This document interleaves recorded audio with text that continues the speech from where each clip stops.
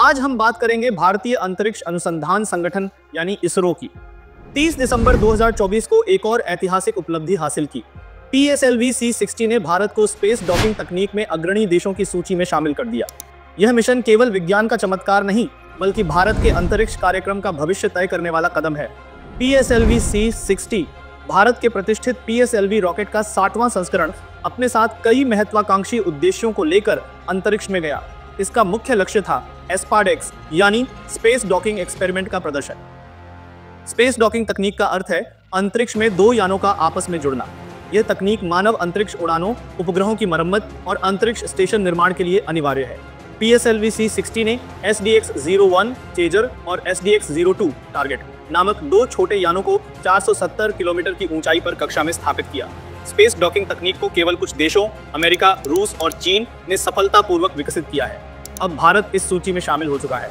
यह तकनीक भारत के लिए कई रणनीतिक और वैज्ञानिक अवसर खोलती है। मानव युक्त अंतरिक्ष मिशन और भविष्य के अंतरिक्ष स्टेशन के निर्माण में यह एक महत्वपूर्ण भूमिका निभाएगी।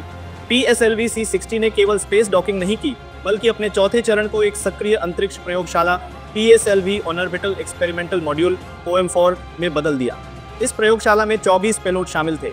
इनमें हरित प्रणोदन प्रणाली, ग्रीन प्रोपल्शन सिस्टम का परीक्षण, माइक्रोग्रेविटी में पौधों की वृद्धि का अध्ययन और अन्य नवाचार शामिल थे। यह मिशन भारत के निजी क्षेत्र और शैक्षणिक संस्थानों के लिए भी एक नई दिशा लेकर आया। यह मिशन पहली बार किसी निजी कंपनी अनंत टेक्नोलॉजीज के साथ मिलकर रॉकेट और उपग्रहों के परीक्षण और एकीकरण के लिए किया गया। यह भारत के अंतरिक्ष क्षेत्र में निजी कंपनियों की भागीदारी को बढ़ावा देने की दिशा में एक बड़ा कदम है। स्पेस डॉकिंग तकनीक के सफल प्रदर्शन ने भारत को सामरिक और अंतर्राष्ट्रीय स्तर पर और मजबूत बनाया है।